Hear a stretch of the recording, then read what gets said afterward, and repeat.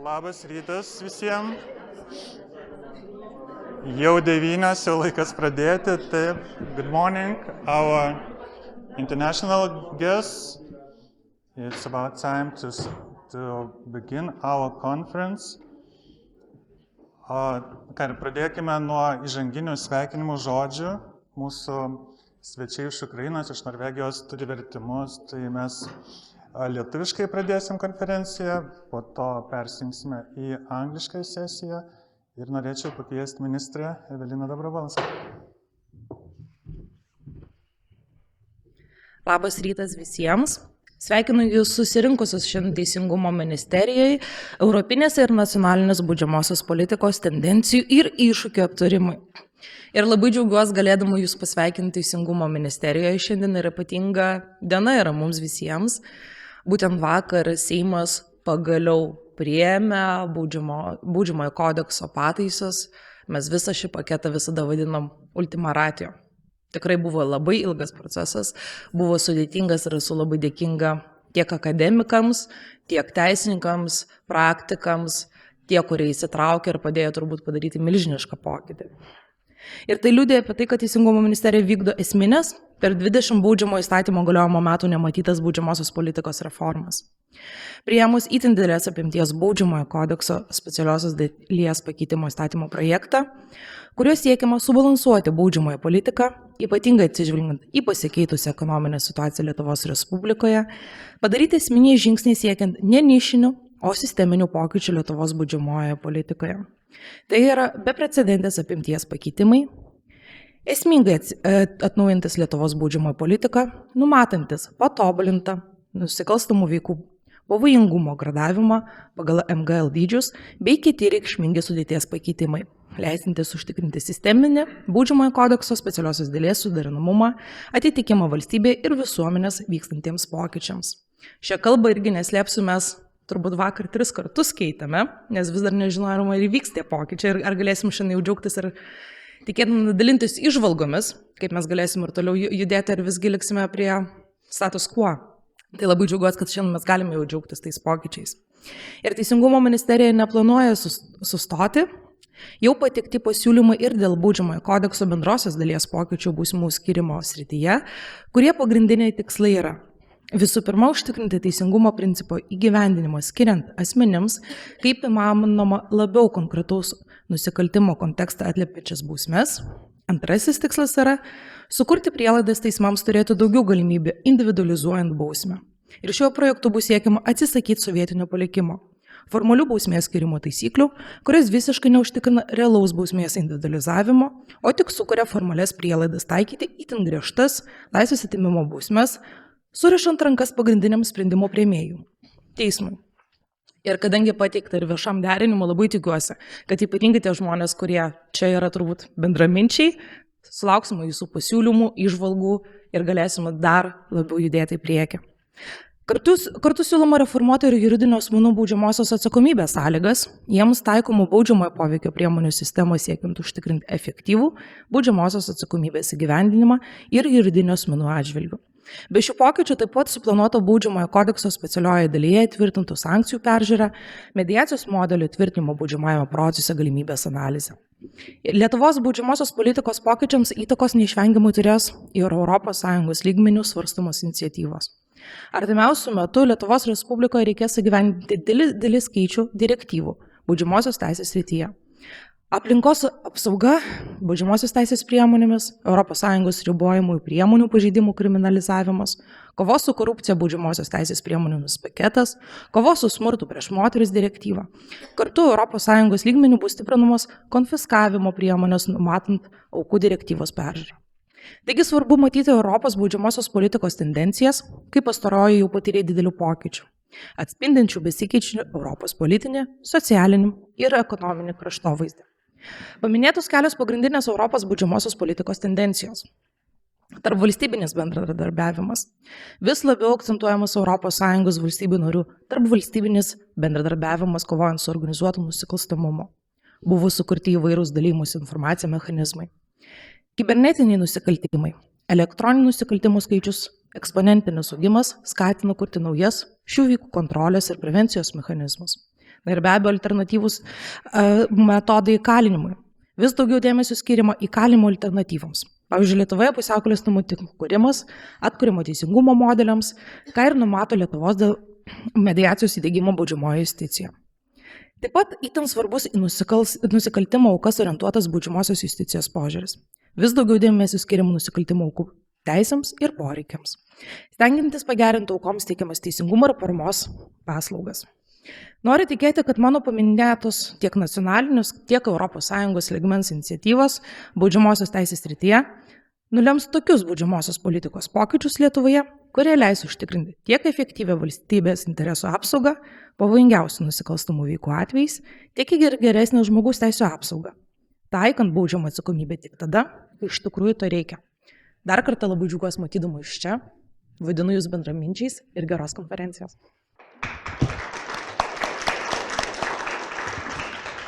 Dėkoju, ministrė.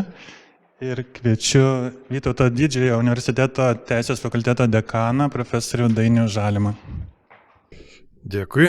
Gerbiamoji ministrė, gerbiami šios konferencijos organizatoriai ir dalyviai.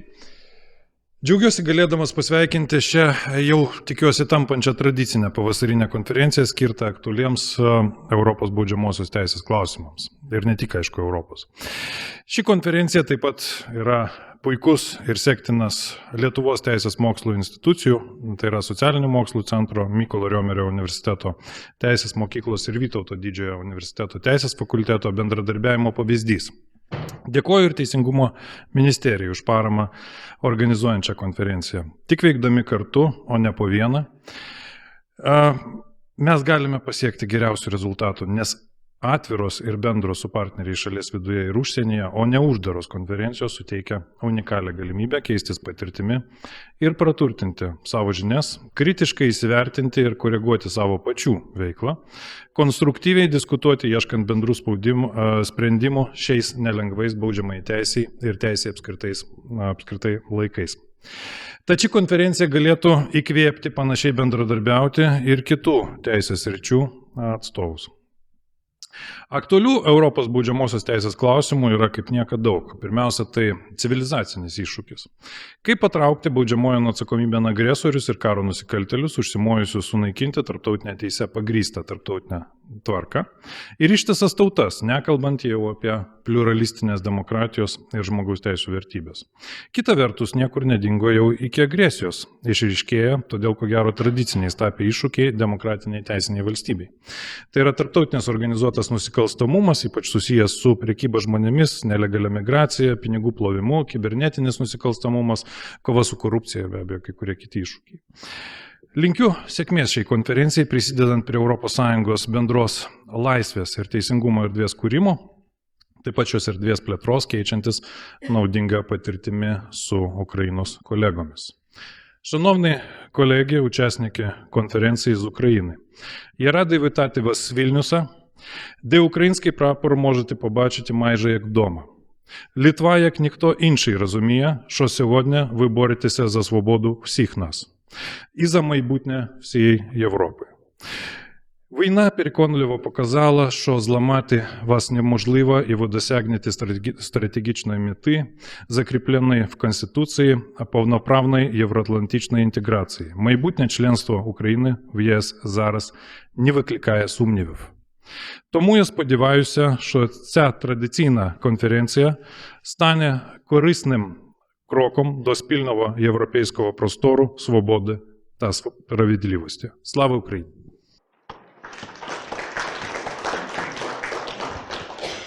Dėkoju profesoriu ir kviečiu profesorę Lyrą Jakulevičienę, Mykolo Romerio universiteto teisės mokyklos dekanė.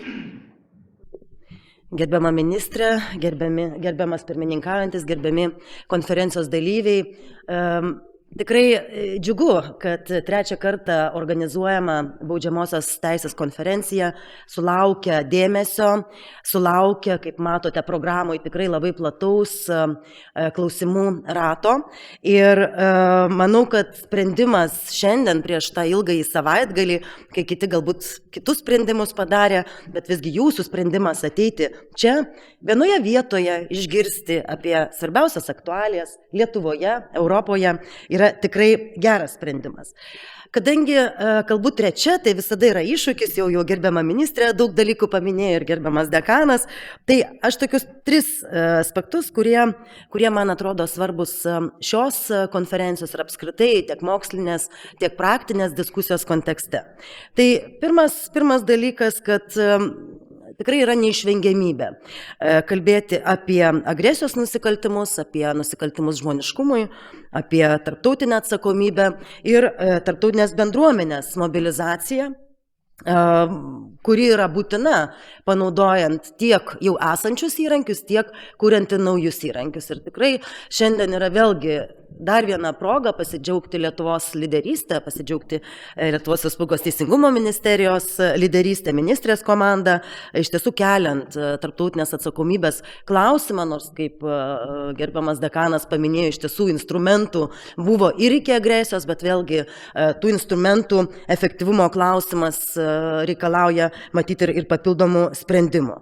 Vėlgi turbūt sėkmė šių pasiūlymų, šių veiksmų priklausys ne tik tai nuo teisinių aspektų, ne tik tai nuo teisinių dalykų, bet pirmiausia turbūt priklausys ir nuo galimybės pajungti skirtingų regionų pasaulio valstybės, pajungti ties šio klausimo sprendimu.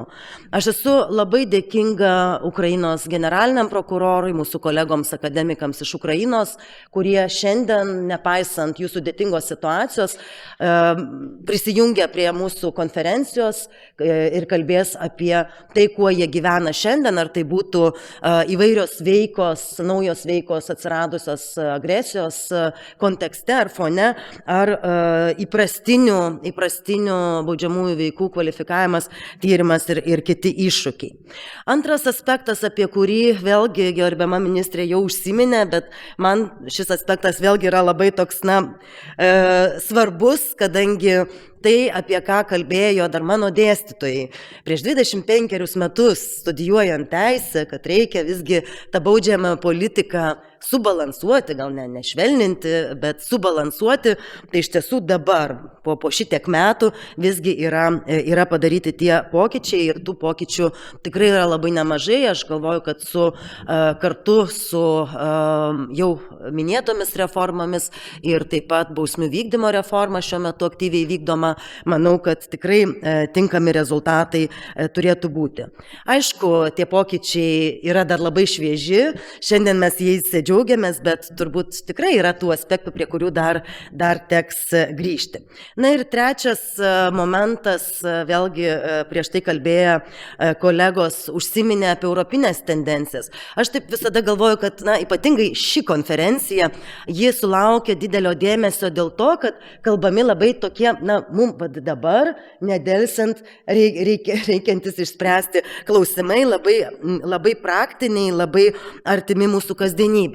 Bet vėlgi mano kvietimas būtų neapsiriboti vien tik tai šiandieną, vien tik tai tais tokiais mums degančiais klausimais, bet vėlgi žiūrėti plačiau.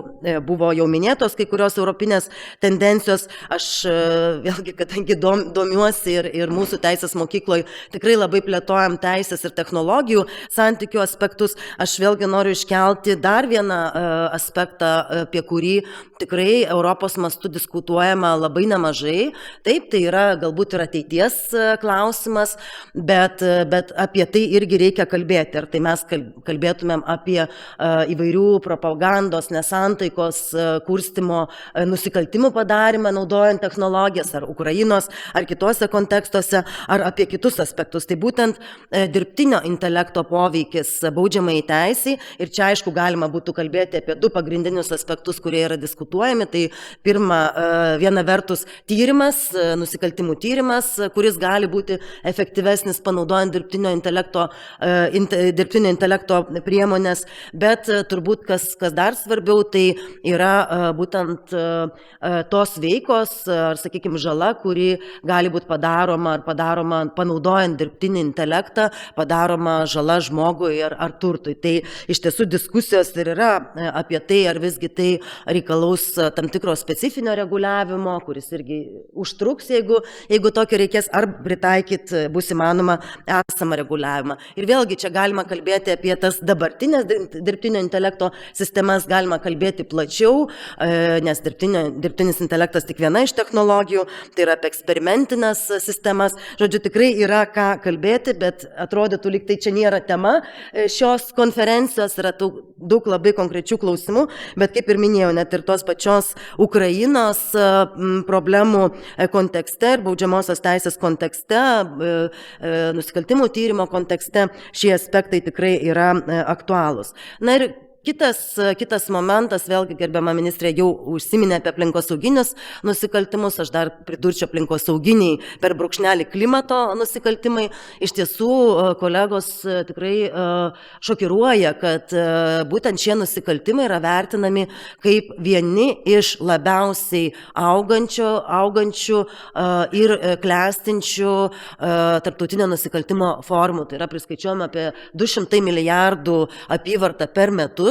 Kai anksčiau kalbėdavom apie prekybą žmonėmis, prekybą ginklais, tai iš tiesų šioje srityje vėlgi yra skaitoma, kad viena iš labiausiai augančių ir pelningiausių tarptautinio nusikalstamumo sričių.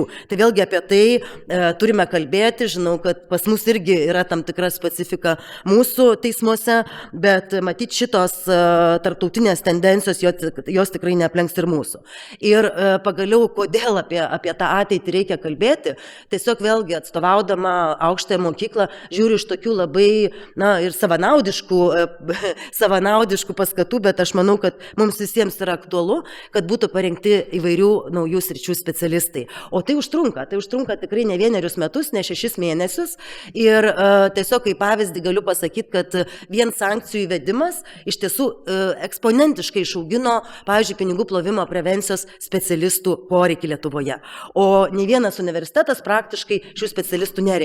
Ir praėjusiais metais Mykolo Romerio universiteto pradėtas sertifikavimo modelis tokiems specialistams iš tiesų šiai dienai toli gražu nepatenkina turbūt net ketvirtadalio to poreikio, kuris egzistuoja tiek valstybinėse institucijose, tiek privačiame sektoriuje. Tai iš tiesų turėtumėm galvoti apie tai, kokių specialistų mums reikės iš anksto, o ne tada, kai jau reikia spręsti tuos klausimus, o tų specialistų nėra. Na ir baigdama, be abejo, noriu padėkoti tiek mūsų partneriams kasmetiniams, tiek mūsų pranešėjams ir aišku jums visiems gerbiami dalyviai už ateimą čia, pasikeitimą nuomonėmis, aktyvų dalyvavimą ir klausimų sprendimą ne tik tai praktinių, bet bendradarbiaujant tarp mokslo ir praktikos, iš tiesų turbūt ten ir gali gimti naujos idėjos, o jeigu gimsta nauji klausimai, tai irgi yra labai gerai. Ačiū Jums. Dėkoju.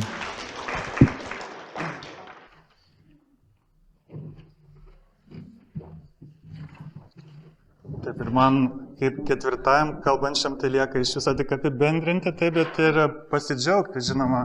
Aš atstovauju Lietuvos socialinių mokslų centrą šiuo atveju ir mes išties jau 3 metus kartu darom šį renginį.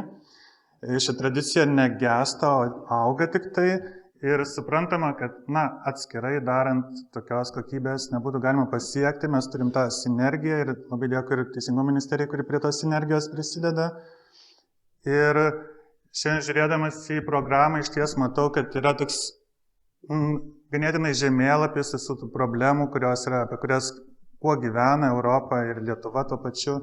Visko į vieną dieną, į vieną programą neįmanoma sudėti, bet irgi ir šios konferencijos mintis buvo tokia, kad šiek tiek trumpesni pranešimai, bet kad būtų iškelti klausimai, o juos jau išdiskutuoti jau galim ir kitu laiku. Ir žinoma, nuostabu, kad iš mūsų to bendradarbiavimo kyla ir galimybė pakviesti ir tarptautinius partnerius, pranešėjus, kas daro konferenciją aktualesnę ir įdomesnę.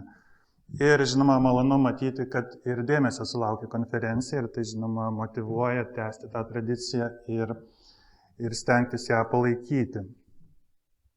Tai va, tai dėkui visiems ir linkiu įdomios konferencijos, įdomių pokalbių, malonių susitikimų. Ir dabar norėčiau jau pereiti prie pirmosios mūsų sesijos. Anglų kalba. Now I will switch to our first session and I would like to introduce the first speaker, distinguished speaker, Prosecutor General of Ukraine, Adriy Kostin. And the speech is Accountability of Russia for International Crimes in Ukraine, Domestic and International Efforts, Challenges Faced, and Milestones Set. And I want to let you know that we will have some time right after the speech for 2 questions because of the intense schedule of Mr. Kostin. So you will have an opportunity to ask right after the speech. So the floor is yours. Thank you, Dr. Bikelis, for giving me the floor. Dear Minister, distinguished speakers and respectful audience. Thank you for the invitation to take part in the 3rd annual conference that aims to address trends and challenges in European and national criminal justice policies. I'm confident that the event will serve as a platform for intellectual discussions and practical insights on emerging issues in the field of criminal law. I would like to take this opportunity and express deep gratitude to Lithuanian people for your help from the very first minutes of Russia's armed aggression against Ukraine. We deeply value and appreciate your constant support. I'm personally grateful to my colleague and dear friend, Prosecutor General Ms. Nida Grunskiene, who has been with us from day one of this brutal war. On 24th of February last year, Russia launched a full-scale invasion of Ukraine, which continues to this day. This night,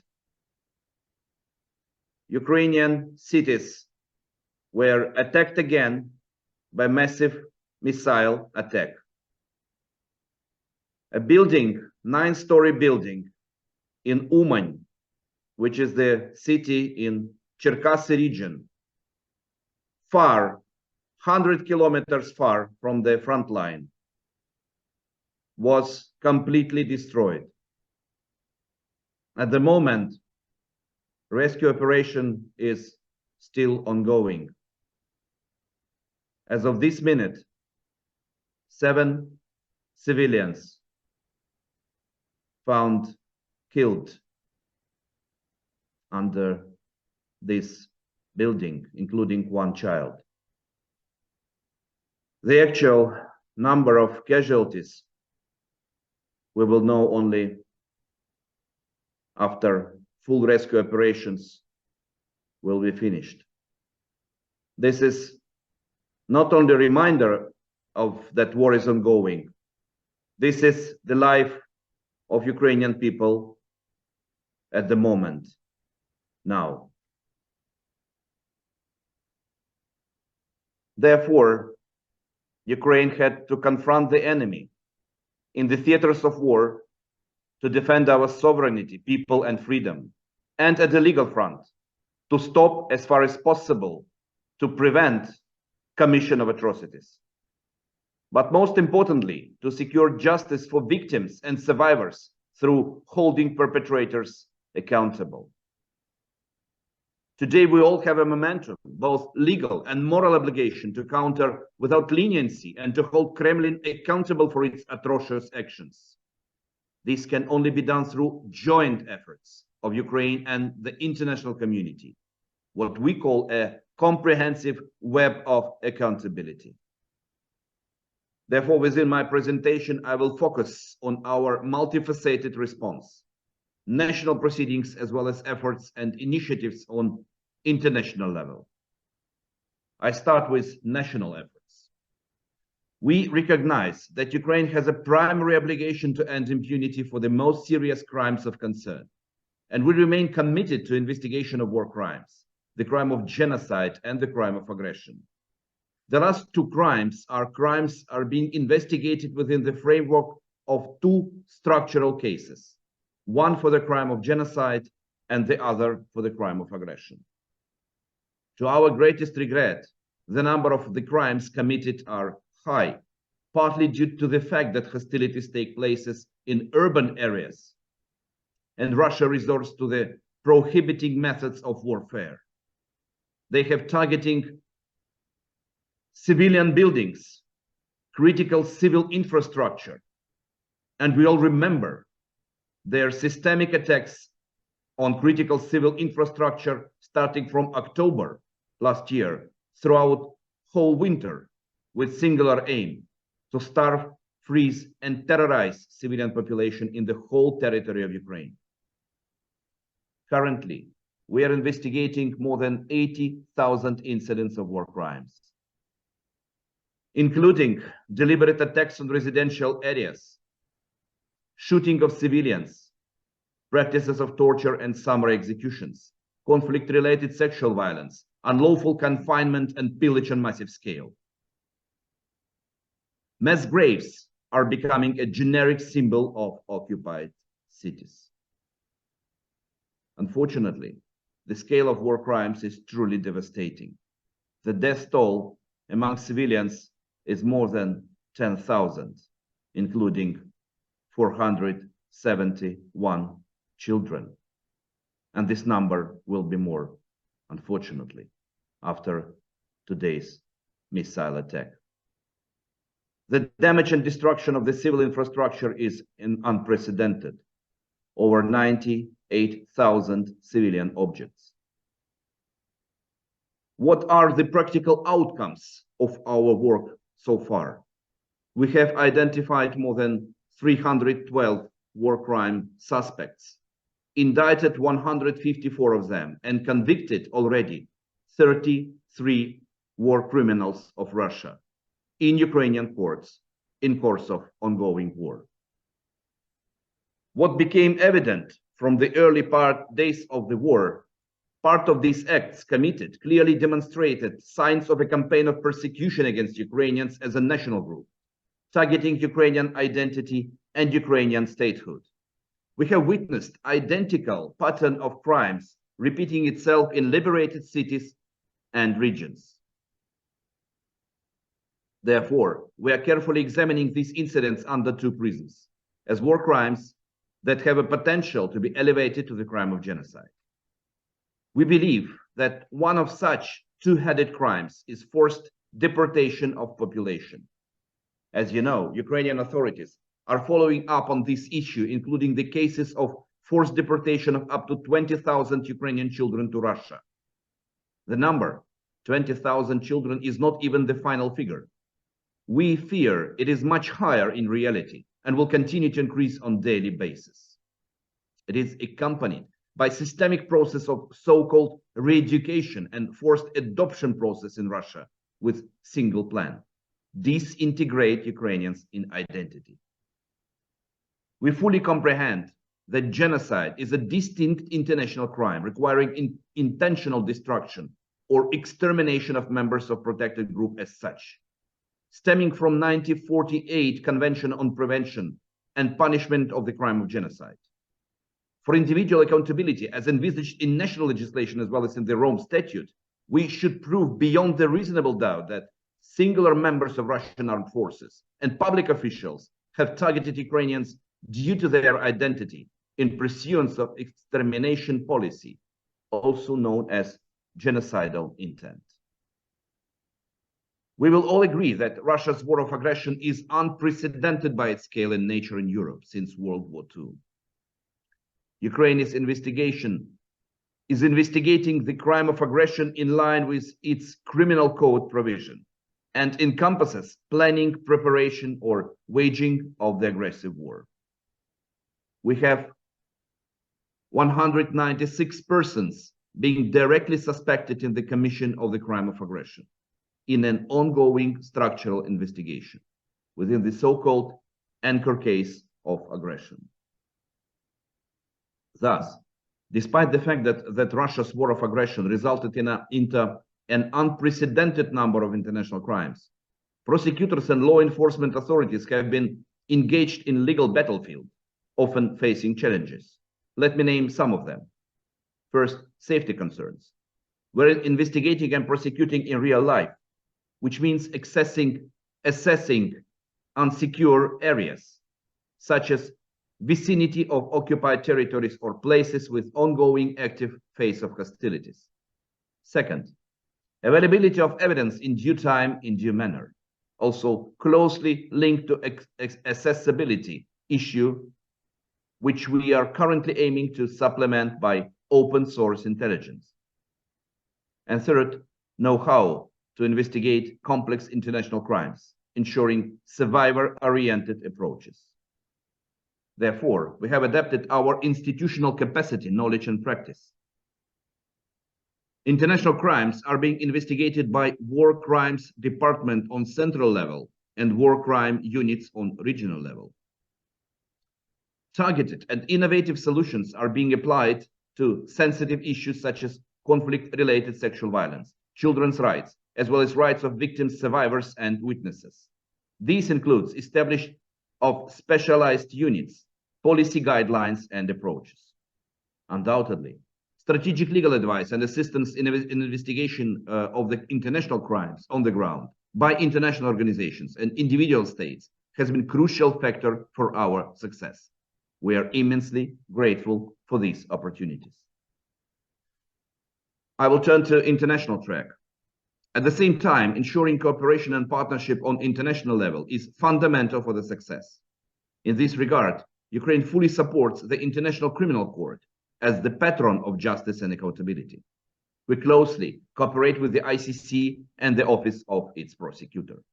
We are exceptionally grateful to Lithuania for being the pioneer state to refer the situation in Ukraine to the ICC for investigation purposes. Undoubtedly, Putin's arrest warrant is a historic decision by the ICC that marks beginning of the enforcement of justice and accountability on international level. It demonstrates that no one is or should be above the law. At the same time, it is an exceptional example of the complementarity, whereas we, national authorities, are paralyzed to investigate and prosecute Putin due to his personal immunity. And ICC steps forward with the Office of Prosecutor, acting in a speedy and efficient manner. We hope it would also have a deterrent effect for public officials, military leadership, and ordinary soldiers, sending a clear message to all of them. In the end, no matter who the villain is, justice will always prevail. Equally important track is cooperation with the third states via the Joint Investigation Team, which also includes Lithuania. JIT members have showed unprecedented commitment to the investigation and prosecution of the situation in Ukraine. Recently, we have been able to extend the scope of the investigation to cover the crime of genocide that allows us to look at atrocities from two prisms. Undeniably, the planning and waging of the aggressive war that is unprovoked and unjustified intervention into Ukraine is flagrant violation of the UN Charter, preceded all other crimes committed by Russian army. Ukraine acknowledges the fact that it is barred to prosecute incumbent head of state, head of the government, and Minister of Foreign Affairs of third state due to personal immunity that they enjoy before the national courts under international law. Therefore, Ukraine has been calling for the establishment of an ad hoc special tribunal for the crime of aggression as the most suitable, situation-specific and specialized solution for our case. As a first step in this direction, Ukraine and European Union officially announced setting up of the International Center for the Prosecution of the Crime of Aggression, the ICPA, in The Hague. The ICPA would gather and coordinate information and evidence against those leaders responsible for planning, preparing, initiating, and waging of this war of aggression for future trials. Lastly, let me also address the issue of reparation of damage and destruction caused by Russia. According to the World Bank estimates, the overall reconstruction and recovery needs of Ukraine is around $411 billion. At the same time, Ukraine is cognizant of the fact that the resources of partner states and institutions are not infinite, and we need to find a viable solution. International law recognizes that the responsible party pays financially for the devastation that it caused. Hence, Ukraine has been calling for establishment of an international compensation mechanism for full and effective reparation of the harm suffered from Russia, as well as military and political elite of Russia. We commend recent decision of the Council of Europe on setting up of the register of damage via enlarged partial agreement as a first step in the right direction. We hope to see broader support to this issue via high number of membership in the agreement in due time. To conclude, let me echo the words of US President Eisenhower.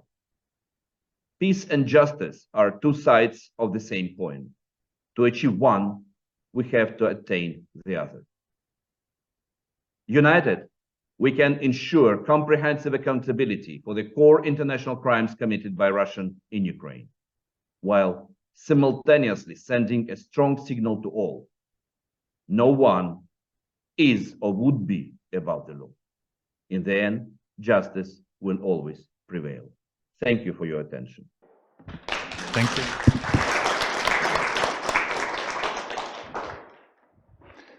Thank you, Mr. Kostin. We have an opportunity to ask a question or two for the, and I see the Minister, Ewelina Dobrowolska. Thank you very much, General Prosecutor Officer, not only for joining this conference, but especially for the fighting for justice and for freedom. And you're fighting for justice and freedom not only for Ukraine, but actually for international justice, and as well as for freedom of all of us. And please remember that actually Lithuania will stand together with the Ukraine until your victory, and as well as we are going to be, and we are leaders of supporting the idea of special tribunal, because you cannot miss responsibility for aggression, the core crime, actually for all war crimes. But my question is regarding the numbers you have mentioned.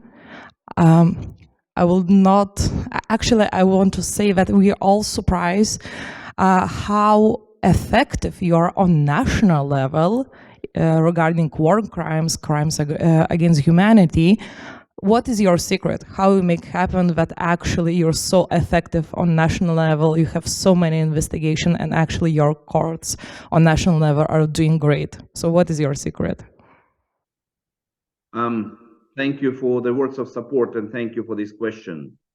I think it's not a secret. It's a real life and the real support we receive from, I would say, practically everyone. Everyone who believes that the perpetrators should be accountable either on the level of the government or individual perpetrators or their commanders. The issue is that we are supported not only by the investigative authorities, not only by international experts. We have a strong support from the civil society organizations and non-governmental organizations who help us to find evidences through the open source intelligence information analysis. We have a lot of groups of NGOs and civil society organizations who are checking the open source information, especially in Russia, in order to find and to identify perpetrators. This is the most challenging, actually, to identify the actual perpetrators. Second challenging story is to find the chain of command. And for this, we are supported by our international partners. We are on a very good track of getting more intelligence information from our partners. We have a lot of it already, and we need more in order to find the information about potential perpetrators. And third, of course, we are supported and backed by, we're supported and backed by the IT community. This is one more challenge we have now, and I would like to thank all companies who grant us free access to the very expensive IT solutions, like President of Microsoft to granting our prosecutors free access to Microsoft Azure, and CEO of Palantir, who granted us also free access to the very I would say, sophisticated volunteer IT solution, which creates the possibility to establish links between video, photo, and other voice and other information. We have terabytes of them, and actually collected by the non-governmental and civil society organizations. So evidences are collected, or information about evidences are collected not only by us, but by a lot of our partners. We have established cooperation with the NGOs and CSO organizations through a specific team within my office. And also, with regard to how to fix evidences in a very speedy manner, we have created so-called mobile investigation teams. We started this in September on very structural manner when Kharkiv region was liberated. Because when we've all found the atrocities in Bucha, practically all law enforcement agencies of Ukraine and all experts were concentrated in this region to collect and to fix evidences. Then we prepared for Kharkiv liberation, and we created immediately up to 30 mobile investigative groups, which included investigators, police officers, prosecutors, and forensics. And they could immediately go to many places in order to fix the evidences. So there are a lot of secrets, as you mentioned, but we will share all this information with all our partners and friends. Not for the, of course, not for the investigation of war crimes. I hope that this war and after this war, filling in the gaps in international law together, we will ensure law and order to on international level to ensure long-lasting peace in Ukraine, in Europe, and beyond. But to share this for any other purposes, because the experience we have now, I think, is unique. Thank you very much. Thank you, Mr. Kostin, for your time. It's an honor for us to have you here. And yeah, we all understand that you are making an effort to make a justice not only in Ukraine, but it's also justice for Europe and for the world. So thank you for this. And thank you for being with us. Thank you, dear colleagues. Slava Ukraini. Героям слава.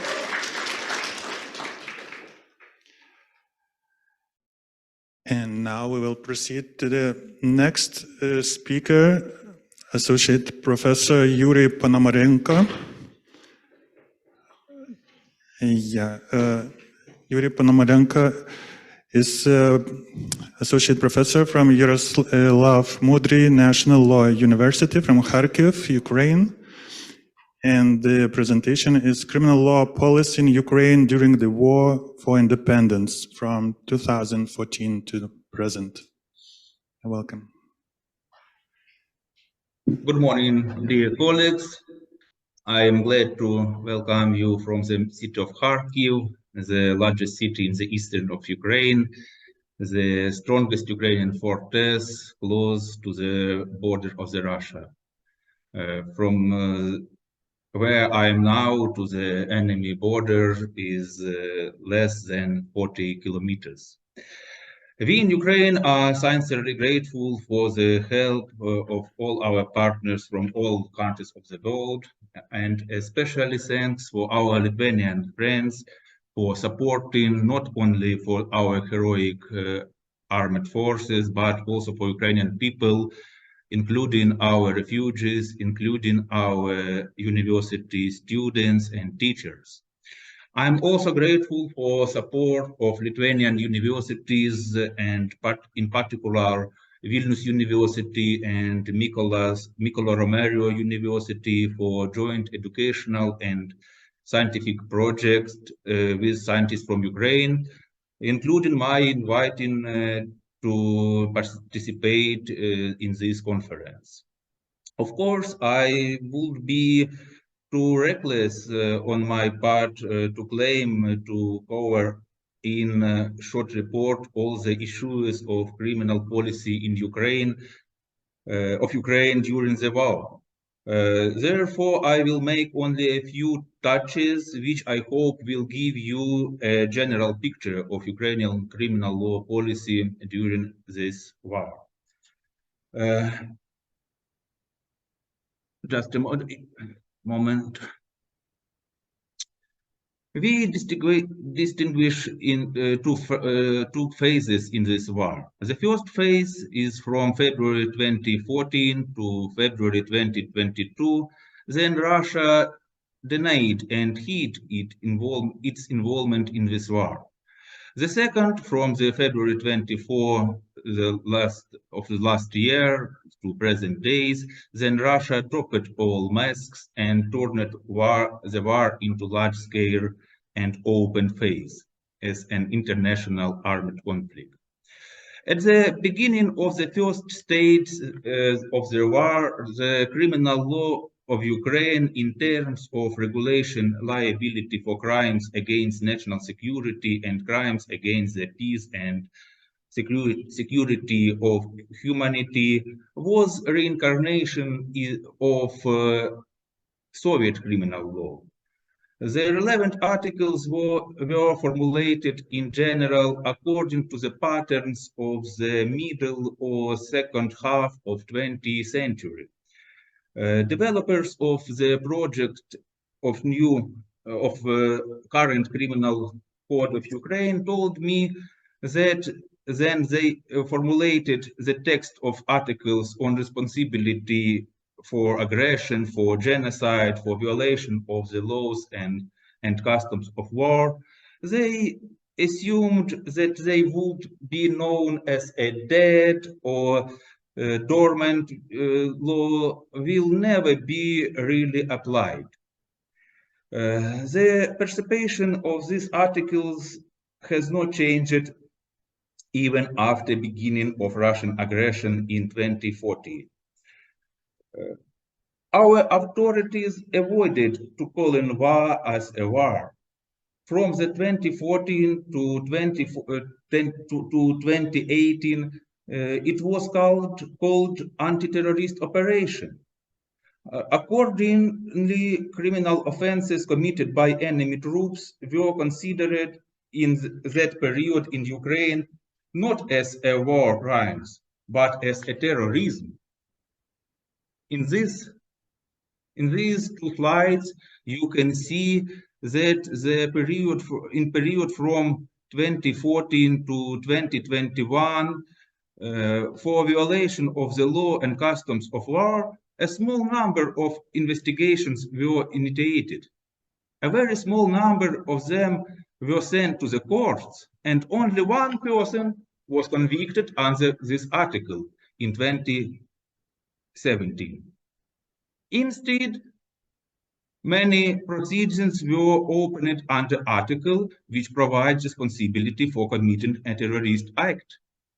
Their peak growth was observed in 2014-2016 when hostilities were most active.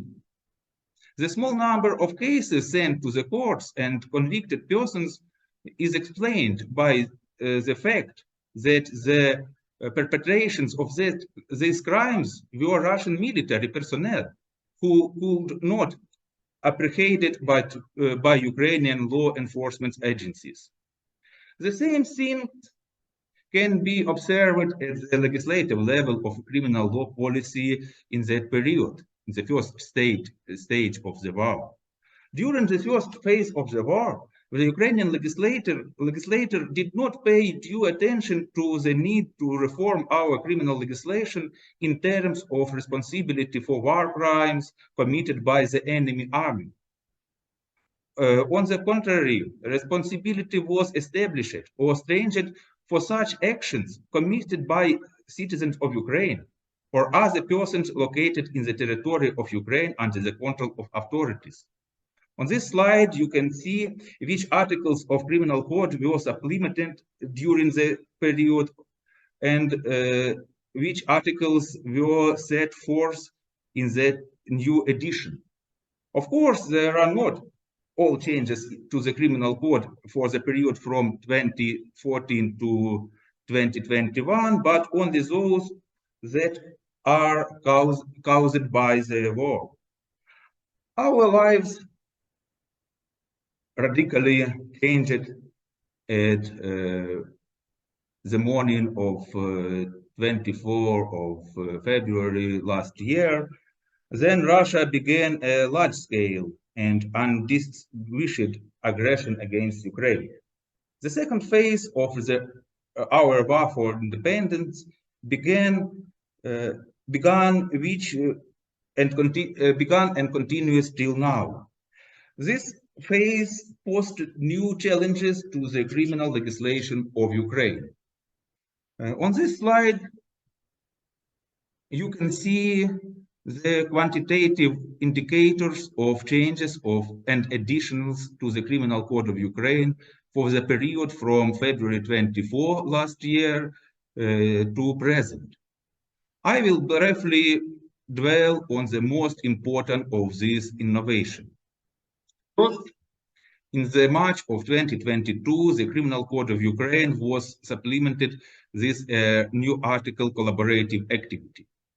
It should not be so that responsibility for collaboration with enemy had not been established in Ukraine by that time.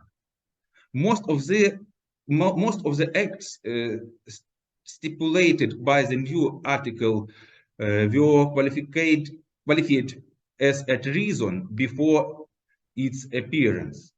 But the legislation decided that lighter forms of treason should be singled out and called collaboration activities. Also, several but still less punishments were established for them than for treason. At the same time, some forms of collaborative activity were criminalized for the first time. Only most serious forms of cooperation with enemy are now recognized as treason in Ukraine.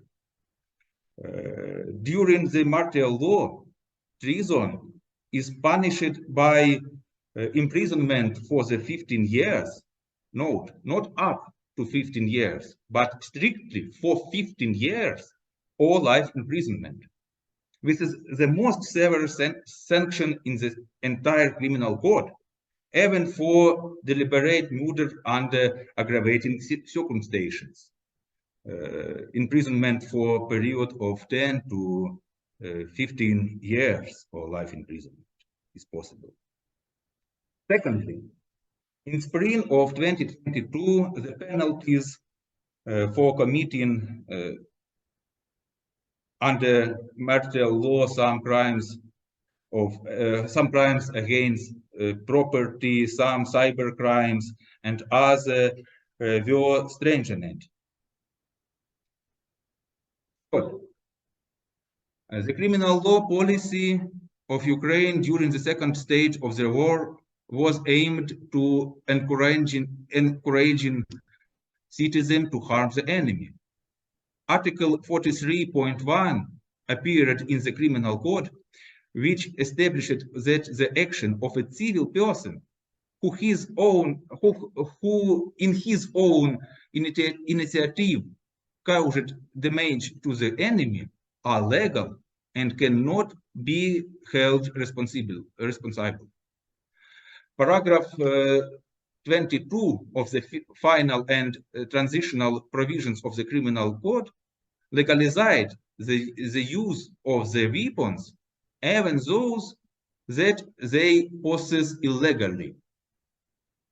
In addition, some other changes in the criminal law policy of Ukraine took place during the second stage of the war. I would like to say something about that, what unfortunately has not been done in this area. First, Ukraine unfortunately has not ratified the Rome Statute of the International Criminal Code, and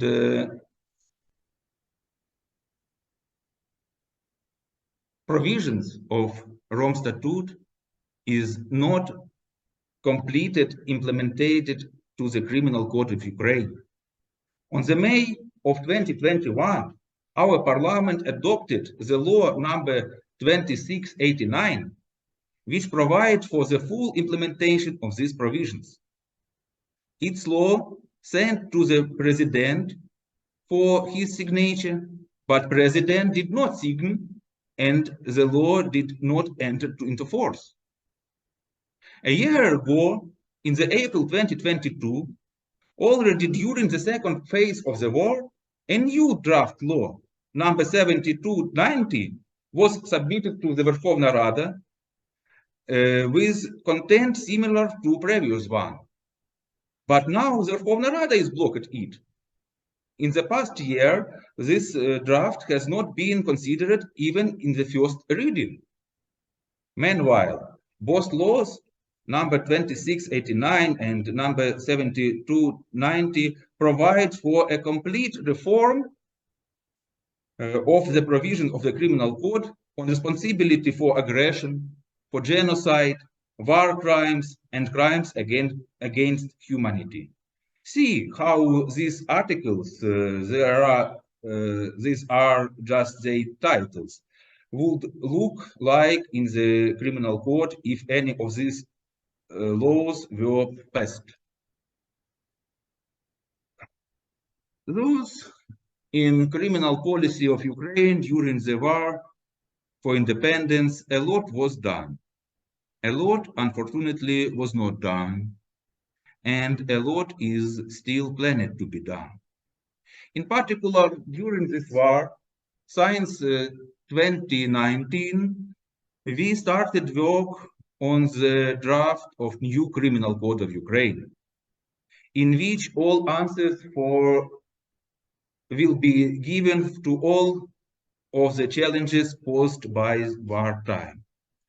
On this slide, you can see a link to the site of the working group where the current text of our draft is posted.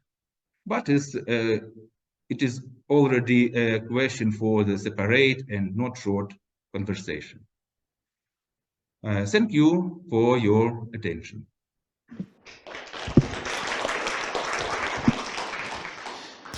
Thank you very much, Mr. Yuri Ponomarenko. We will reserve questions to the discussion time, and now we will proceed to the next speaker. I want to introduce you Dr. Markian Halabala, who is judge of the High Anti-Corruption Court of Ukraine, and the presentation is High Anti-Corruption Court in Ukraine Criminal Justice Policy. So the floor is yours.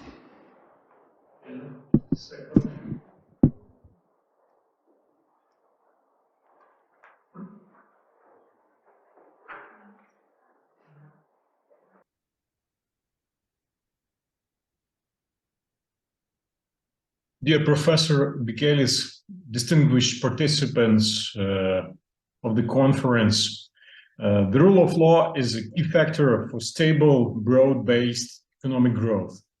It encourages investments, both domestic and foreign, along with the entrepreneurship and business development. During the last years, surveys have shown that for Ukrainians, there are two main threats: Russian invasion and corruption. This reason and the lack of the capacity of the old judiciary and law enforcement system led to the establishment after the Revolution of Dignity of the specialized National Anti-Corruption Bureau, Anti-Corruption Prosecutor, and Anti-Corruption Court. It was the main direction of the Ukrainian criminal justice policy. On September 5th, 2019, the High Anti-Corruption Court started its activity. We have 38 judges who were selected during the unique procedure. This procedure included the participation of our international partners, judges, and prosecutors from Europe and North America. our work is focused only on a grand corruption. We consider criminal cases regarding all types of corruption. As a criminal court, the Hague High Anti-Corruption Court decides if defendant is guilty and authorize investigating pre-trial actions such as searches, wiretapping, undercover operation, etc.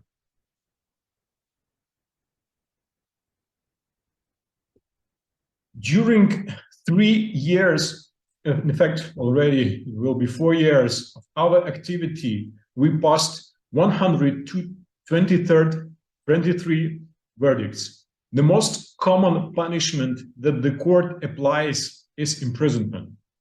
The defendants are high-ranking officials such as members of parliament, ministers, and top managers of the state enterprises, etc. The number of issued warrants is even hard to spell. On this slide, the dynamics of our work are presented. As time went by, our institution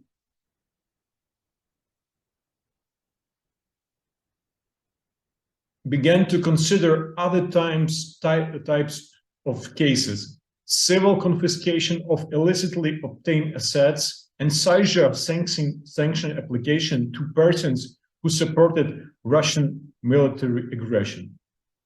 It is worth mentioning that Ukrainian anti-corruption institution confirmed their stability during the large-scale Russian invasion. There was no day off from February 24. And few words about the challenges.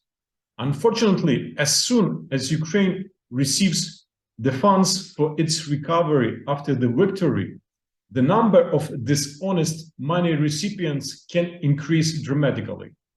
At the same time, the Ukrainian anti-corruption institutions were designed based on the pre-war level of investments. Thus, since the volume of work will grow, we should think about strengthening their capacity. And from my point of view, we shall pay particular attention to intensifying efforts to spread zero corruption approach and the idea of the inevitability of punishment for corruption crimes. There should be, in my point of view, a special information campaign. Moreover, it is worth remembering that the volume of corruption cannot be decreased just with the means of criminal justice. The emphasis should be made on its prevention. Thank you for your attention. And here are my greetings from the altitude 7,000 meters above the zero. And also thank you for our partners from Litva for support to Ukrainian nation in our fight for our freedom against the Russian Federation. Thank you so much. Thank you very much, Mr. Markian. And now we will a little bit proceed with the topic in case of confiscation of criminal proceeds. And I would like to present Professor Johan Bucht from University of Oslo, currently visiting in School of Law, University of Queensland, Australia, to present on recent developments in Norwegian asset confiscation law. You're welcome. Thank you. Dear ministers, dear colleagues, and other attendants in the audience, thank you, Mr. Bikelis, very much for inviting me to this event. I greet you all from down under Brisbane, Australia, University of Queensland, where I'm currently a visiting professor until August 2023. Asset recovery is a hot topic in Norway, as in most or many other countries. It's an important starting point that no one should be able to gain from unlawful conduct, and effective schemes for asset recovery are therefore important.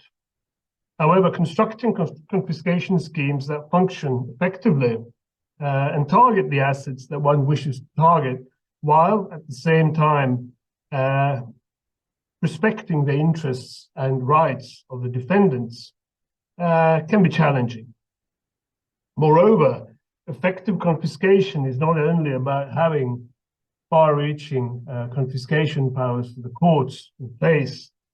In fact, it's also contingent on a chain of events interacting frictionlessly. First, there are the financial investigations. Through these investigations, to seek to identify unlawful proceeds for subsequent confiscation. Second, there is the need to freeze assets that have been discovered.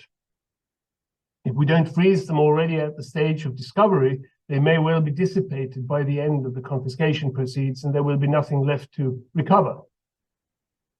This stage may also involve asset management of the frozen assets so that they do not depreciate in value. Thirdly, there is the stage of actually ordering assets to be confiscated in a court of law. And fifthly, there is the stage, fourthly, there is the stage of recovering the assets. In other words, to have the assets, the confiscation orders paid by the defendant. Now, this seems to be an Achilles heel in many countries. For example, in the UK, the Law Commission has now gone through the criminal part of the Proceeds of Crime Act, because precisely this reason. There were some 2 billion UK pounds sterling of outstanding confiscation orders in the UK that they have not been able to recover. And fifthly, there is the question of disposing of confiscated assets. In other words, what do we do with the assets that we recover? Now, all these parts should work together well in order to secure effective confiscation of proceeds of crime. However, they don't often do that. In Norway, there has been a discussion for some time of the low levels of confiscation, and there has been complained that this is problematic. The criminal market in Norway has been estimated to have a value of approximately 108 billion Norwegian kroner annually, equivalent to about 11 billion euros. However, in 2021, the courts confiscated only 150 million Norwegian kroners, equivalent to about 15 million euros. And moreover, only about 30% of that amount is actually recovered in the end.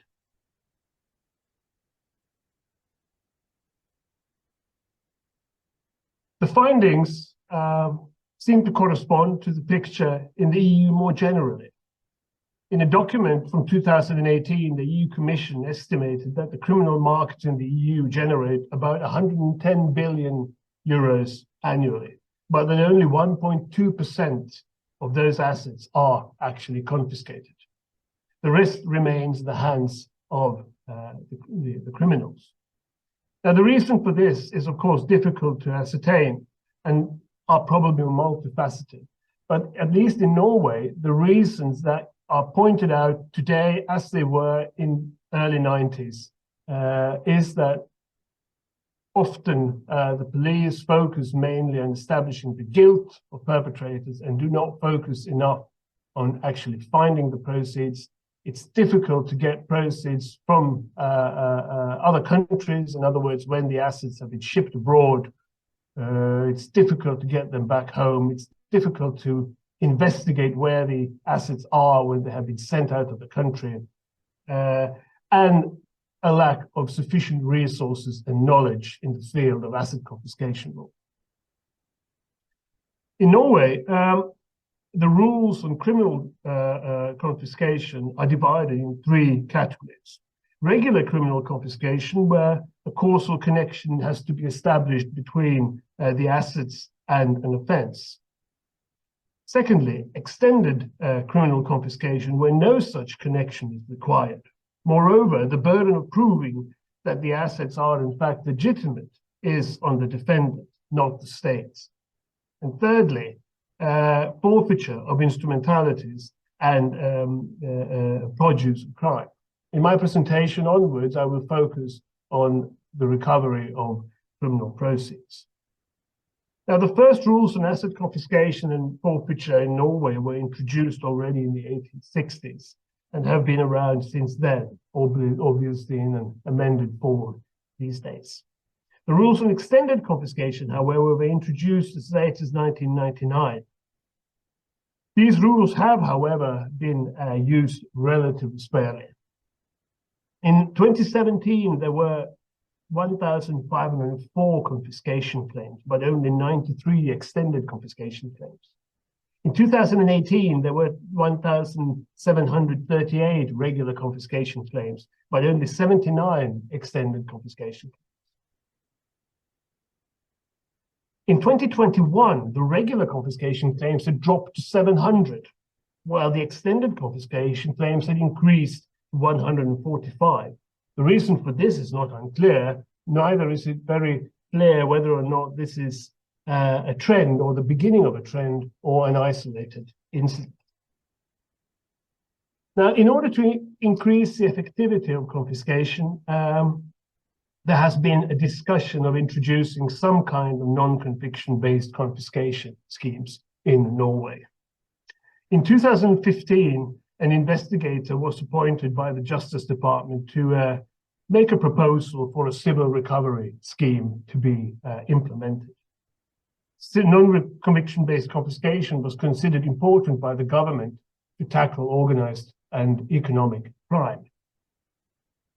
The proposal that was presented was strongly influenced by international documents such as by the FATF and the World Bank, and the actual scheme was strongly influenced by the Irish scheme on civil recovery in the Proceeds of Crime Act from 1996. The suggested or it recommended the drafting of a new act which would contain the rules on civil confiscation. There would be no need for a connection to a concrete offense in order to confiscate, and the standard of proof would be a balance of probability. In other words, considerably lower than the ordinary standard of proof required in criminal confiscation proceedings in Norway. The civil confiscation rules would be available, according to the proposal, for example, if the defendant was dead, he had absconded prosecution or enjoyed immunity against prosecution. It would also be available in a situation where criminal confiscation would be impossible, for example, because of the lack of sufficient evidence. However, this proposal never led to legislative or to legislation. It's my impression that implementing a system of civil recovery was considered too challenging by the Justice Department in view of the fact that it was different and didn't quite fit into the Norwegian system.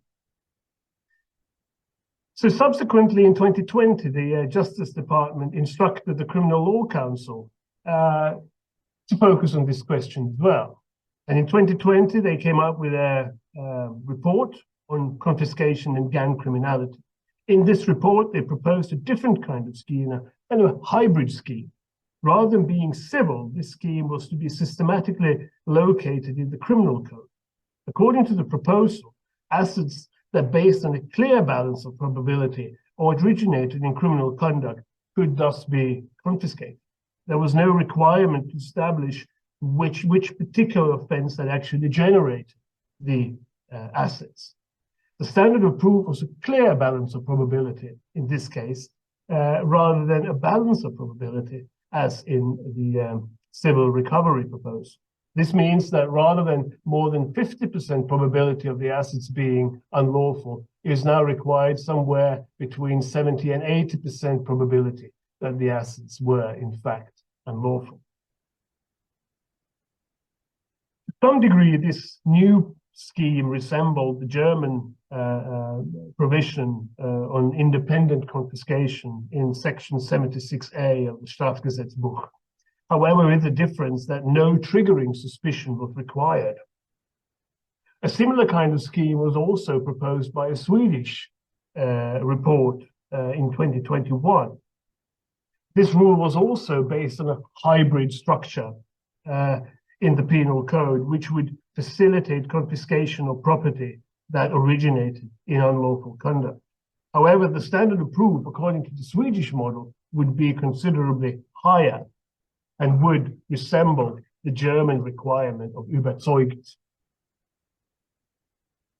That is slightly lower than the criminal standard, but still clearly higher than the standard of balance of probabilities and even a clear balance of probability, as in the Norwegian system. However, the Swedish system did not contain any procedural rules such as the German one that would provide evidential relief. Now, the Norwegian Criminal Council's proposal was not made into law either. And so far, we've now had two proposals suggesting two different kinds of non-conviction based confiscation schemes that have not been transformed into legislation. However, the Justice Department has not given up.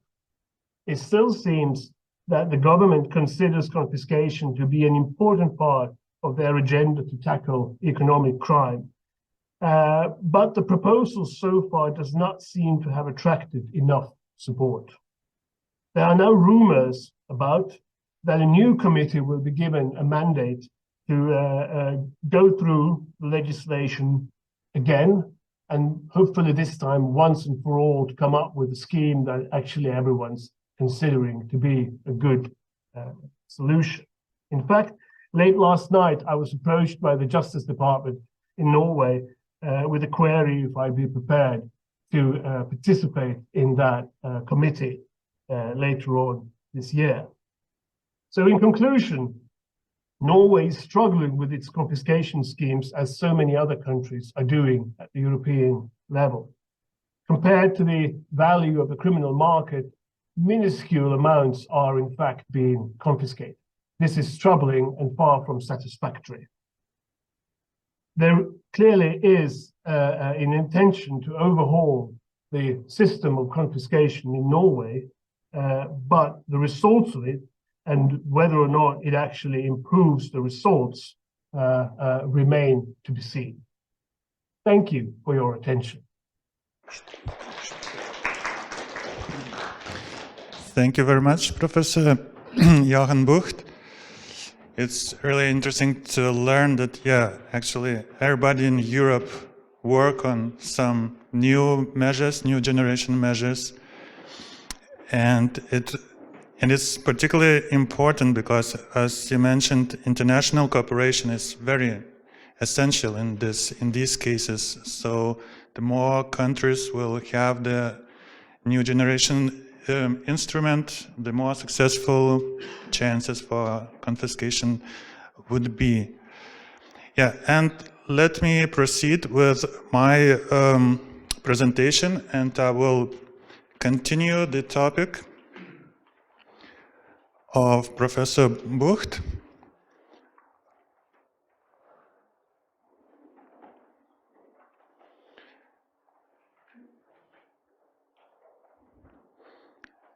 My presentation, as you can see, formal limitations on crime proceeds confiscation, dilemma between the principles of law, ex injuria jus non oritur, which is in fact principle of legality, and other principles like fair proceedings and proportionality.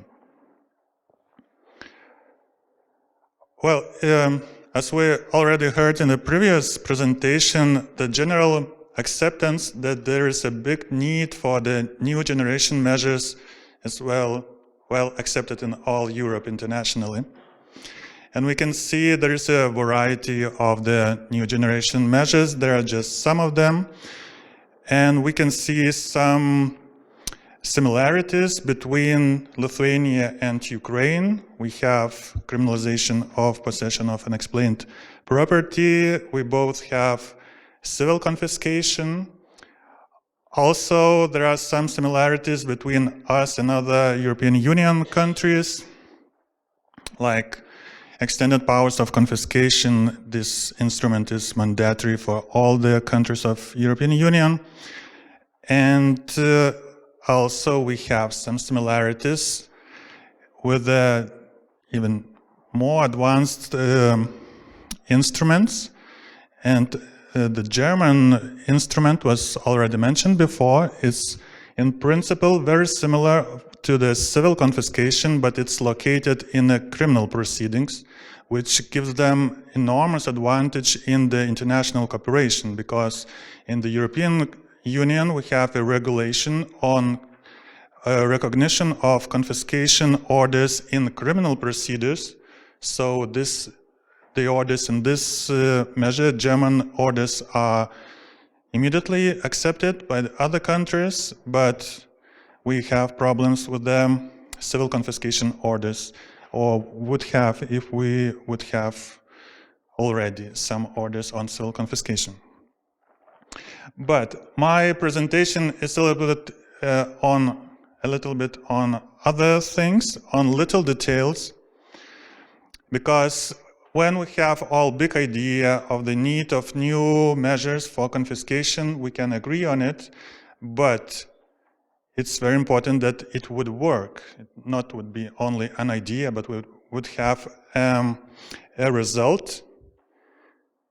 And when we are working towards the result, some balance must be reached, because of course we all intend for the efficiency, and we intend to guarantee the legality, principle of legality.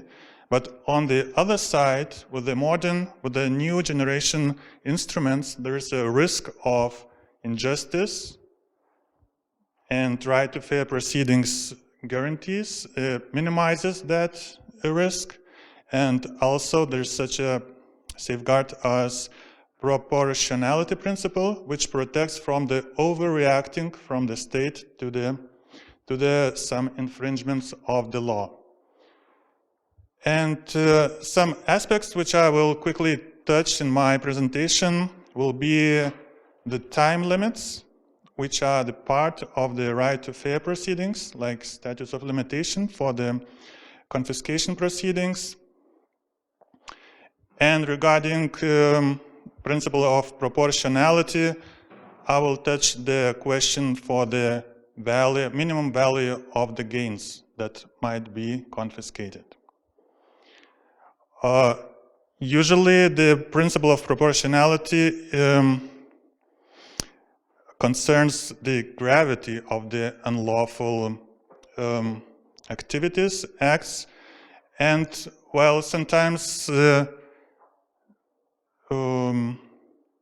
there's a question whether the value of the gains should be included into this issue, into proportionality issue. And as you will see, the approaches are very different among the different countries. First, let's start with the time-related limitations on confiscation. And we already see a very different approaches.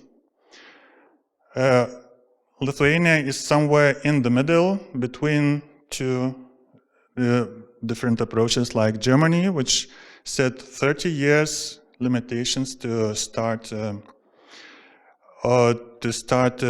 proceedings for confiscation, and we see a very short limitation in the Ukrainian civil confiscation laws, and that gives a great concern for me, and I will have a question for Mr. Halabala later, whether this little detail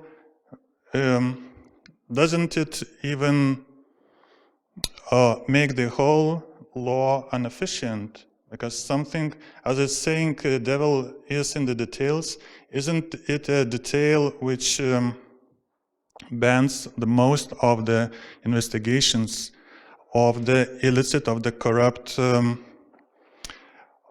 income? So we see, there's a big need to strike the balance correctly, not too much, not too short terms. On the other hand, there are countries which take completely different approach and they avoid formal limitations. You see Sweden, Scandinavia, and it's not Italy, it's Ireland. And they have the fairness clue that in the proceedings, the court has the right to not apply confiscation if the court believes that would be a serious risk of injustice. But no formal limitations for the confiscation orders are provided by the laws. So as you can see, there are very different approaches to the various limitations. And another limitation on the minimum value of the illicit proceeds, which could be confiscated.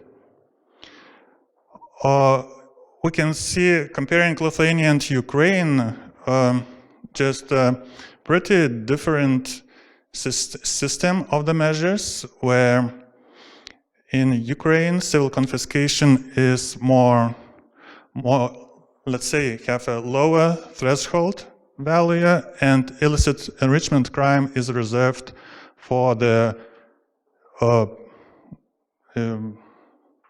issues of the bigger scale. In Lithuania, we reserve civil confiscation for the issues of the bigger scale, more than 100,000 euros. But the main issue which I would like to point out, the limitation for extended confiscations, which is provided by our laws. Comparing, we can see in German laws, and also, in fact, in all the laws of Europe, that no such limitations are provided. And when you have a look at the directive on the confiscation, you can see that these limitations are even not allowed. So I wonder a bit if we had more than 10 years by infringing the directive and nobody noticed it. But in my opinion, I believe that it happened so. And now as the judicial practice accelerates, and we have already cases about extended confiscation, and we have a particular case, corruption case, where the court believes that a defendant has 9,000 euros of corrupt money, but our law says that 9,000 euros of corrupt money is too little to be confiscated on the extended confiscation grounds. So it's a little bit contradiction to the principle of legality. And this case is pending. It went to the Supreme Court, then was referred back to the Court of Appeal, and the proceedings are still pending. So we will see what will be the final decision, whether the law will be applied by the very straightforward, or maybe there will be found some better solution. And it opens a wider discussion on any thresholds of the property value for any confiscation measure. And in fact, it's the dilemma between the imperative limitation in the law and the regime where there would be a discretion of the prosecutor whether make an investigation where the property is of low value, or maybe to save the effort only for the very serious cases. But on the other hand, if the prosecution has the resources for even smaller cases, that would allow to investigate also smaller cases. But the situation when the court, after the investigation, believes that the property is of criminal origin, but the court cannot confiscate it because the value of the crime proceeds is too low, in fact, in my opinion, is against the principle of legality. And we can see a lot of support for this idea in other countries, in most of the countries.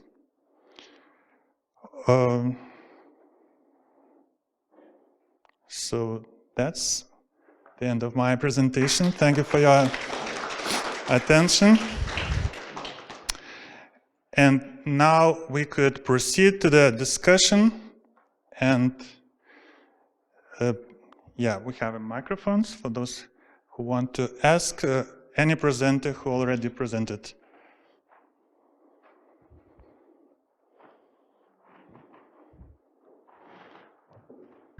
Hello, I would like to provide one question to Ukrainian colleagues from Miroslav University, I think, because you mentioned that your law was still not accepted for 2 times, and it is interesting why you still have not ratified Rome Statute. What's the problem, the main issue? Thank you.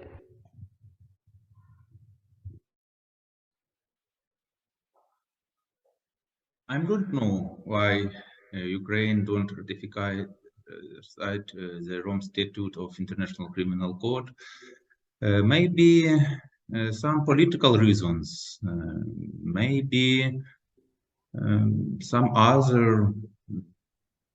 We are in Ukrainian university declaim that Rome Statute must be ratified immediately. And civil society and academic society in Ukraine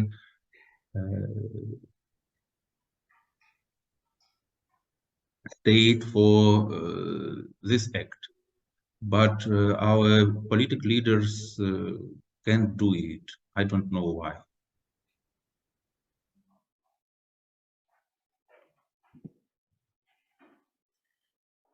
And if I may, a question also to Yuri Ponomarenko. You mentioned that the sanctions for the theft were increased sharply for the wartime.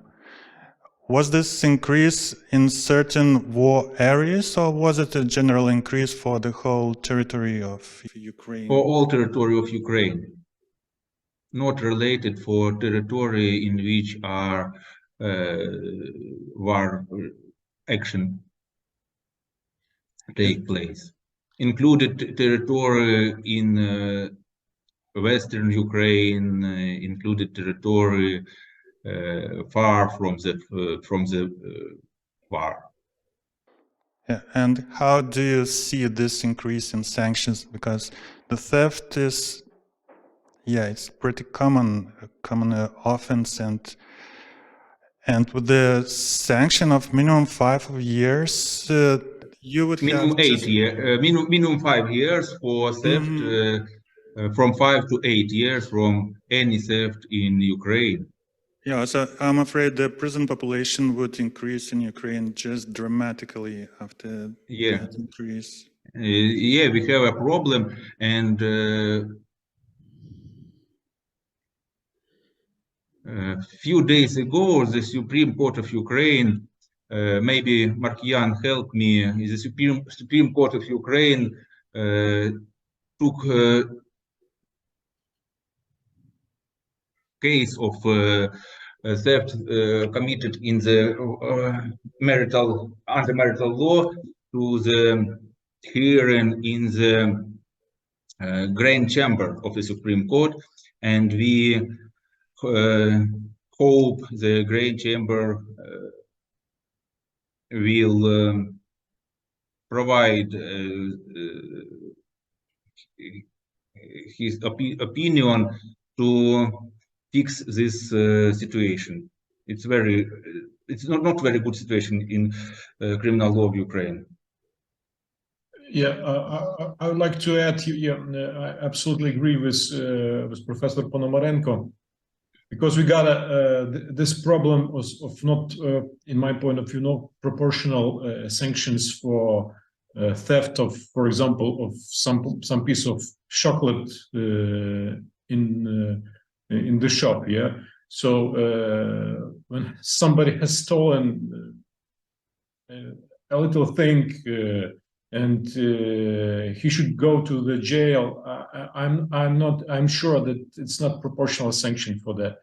Yes, I know that these amendments have been accepted by the Parliament of Ukraine in the early stage of the war, and of course, Parliament wanted to protect country from stealing some material things in the war zones, but at this stage, such sanctions for not severe crimes are too high. And unfortunately, Ukrainian Parliament does not want to make the amendments to this law. And the decision that have been mentioned by Professor Ponomarenko of Supreme Court will, at least in my point of view, will raise this issue in mass media and between the scientific scientists, law scientists, legal scientists in Ukraine, between academia, and maybe we will reach the ears of our parliamentarians on this problem. Okay, thank you. And if I may, I will ask the question which I mentioned during my presentation for you, Mr. Markian. So, do you have any successful cases of civil confiscation in corruption cases, and what are the problems, if they are? Yes, we got at least, as far I remember, at least 30 decision of anti-corruption court on civil confiscation. And to be honest, we are just on the start of application of this institute. It works, but unfortunately it works in a limited volume. And we believe that it should be extended, expanded. Especially, Professor, as you have mentioned, this problem with the 4 years limit on application of the civil confiscation, for sure, it is too little. It is too little. And in my point of view, it should be extended, and the term of bringing to such a responsibility should be extended as well. So now it's applied in a limited way, in a limited volume. Okay. And the another measure, like criminal liability for illicit enrichment, does it work? I guess your court also has authority to apply it in corruption. Yes, it's also applied, but there is this article was in the Criminal Court of Ukraine for maybe Professor Ponomarenko will help me, for at least maybe 10 years, something like that. But 2 years ago, we got the decision of the Constitutional Court of Ukraine, which said that the reading of this article in the Criminal Court of Ukraine is in compliance with Ukrainian Constitution. That's why all the criminal proceeding on illicit enrichment that have been investigated by the Ukrainian law enforcement agencies should be closed.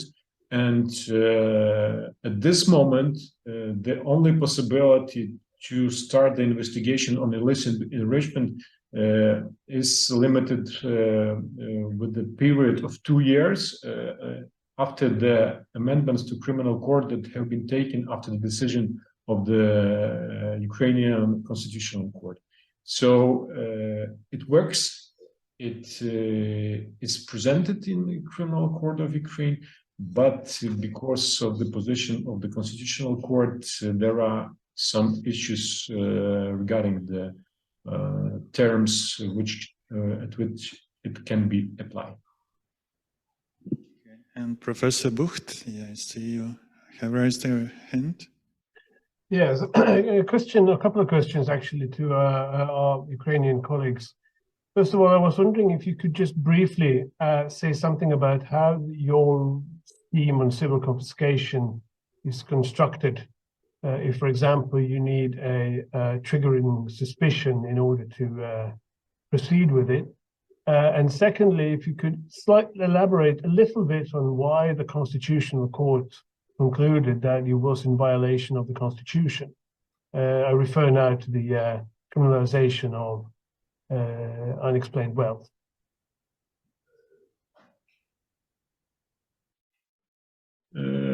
About the civil confiscation institution, it's not like a close connection with the criminal proceeding. It can be investigated separately by the National Anti-Corruption Bureau together with the Special Anti-Corruption Prosecutor, and like it's the scheme is the general scheme. If the person cannot prove that its incomes are enough to cover those assets that he have reached, that he have obtained, so it's simple, the same in all the countries, and of course it can be this institution of civil confiscation can be applied if there are no enough proofs, enough evidence that the crime have been committed, the crime of illicit enrichment. What about the second question? Of course, my code of ethics does not allow me to criticize the decision of the Constitutional Court of Ukraine, but I would like to say that I cannot agree with these arguments that have been put to this grounding, to this decision. And the main message that have been taken by the Constitutional Court that this article of the Criminal Court cannot be applied to all the judges of Ukraine, because judges have to be more protected in the course of their guarantees of independence, etc., etc. So, Constitutional Court of Ukraine used the argument on protection of judicial independence, on judicial independence. Maybe Professor Ponomarenko would like to add something. I also don't agree with the Constitutional Court decision about this case, but I haven't argument now to explain for you. Thank you. Okay. More questions?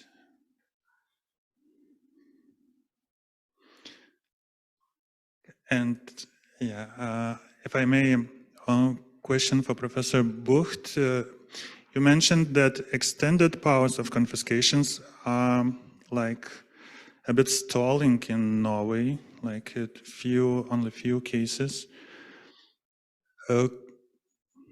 What are the reasons? How do you think? Is it some in the legal culture of the courts? Maybe they do not understand the idea and they don't believe in the idea of extended powers of confiscation. And in connection with this,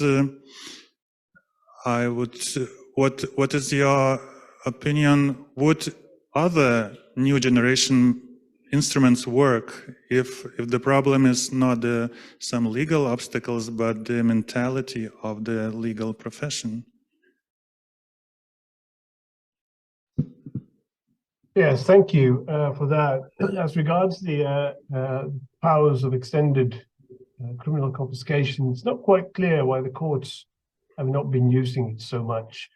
I've been talking to some colleagues about this, and perhaps it has something to do with the very wide powers of confiscation that these rules actually provide the courts. Because the main rule as provided by the preparatory works is that the defendant's entire possessions ought to be confiscated. In other words, everything that he possesses. And that's obviously a very draconian approach. Now, very recent amendments to the rules have made it clearer that extended confiscation can also be limited and more targeted to particular pieces of property or items of property that the defendant has. But it may very well be that people have, or the judges have considered it to be too far-reaching to be entirely comfortable with using them. But apart from that, I don't really know what could be the explanation. I was speaking to some investigators at the National Bureau or National Prosecutorial Office of Economic Crime in Norway, and they argued that provided that you do a proper financial investigation, you actually won't need those extended powers of confiscation, that you can actually, the regular powers work pretty well. But it's interesting to see that there's a huge discrepancy between the numbers of cases involving extended criminal confiscation and regular criminal confiscation. And this brings me to the second point that you made, or the second question, and that is whether or not these new measures will actually make any difference. Now, that's difficult to say. I think personally that in many respects, the questions, the problems do not lie on the legal level, that the actual legal mechanisms or the legal powers are too limited, but they are elsewhere. They're, at the stage of financial investigations, that the police do not pursue proceeds of crime with sufficient effectivity. They do not necessarily freeze those assets when they come across them, and so on. So basically, it's actually the first phases, the initial phases of the proceedings that are problematic, not necessarily the powers of confiscation. So at least in my view, when the politicians in Norway now talk a lot about the necessity of introducing civil confiscation rules, or some kind of non-confiscation based confiscation scheme, I think perhaps that it will say that, and it's very likely that something of this kind will be implemented. But it will be very interesting to see if the fate of that scheme will be similar to that of the extended confiscation scheme. In other words, it's not used a great deal, or whether it actually will be a game changer, that it actually will be used to target suspected persons of crime. But what I understand from my discussions with you earlier, for example, is that in Germany, the rules on independent confiscation have proved to be a huge success. So it's quite interesting to see. It will be interesting to see how this will actually play out. But so far, I think we can, with a certain degree of confidence, say that extended confiscation has not been a game changer in Norwegian confiscation law. I see. Thank you. Yeah, indeed, the German example where the independent confiscation is a huge success, and they have from 5,000 to 3,000 decisions now confiscate, non-conviction confiscations. It's really inspiring in nowadays, especially in the country which is regarded as legally conservative, we could say. But yes, the newest measure, which they implied from 2017, shows really acceptance in the practice and good results. Do we have a question? One more question? If not, we may conclude the first session. And big thank you for our presenters in our first session. Yeah, very, very useful discussion and presentations. Next sessions will be in Lithuanian. We will proceed after the coffee break in a half an hour. It's 30 past 11. And thank you very much for your participation. Thank you very much. We have coffee break too.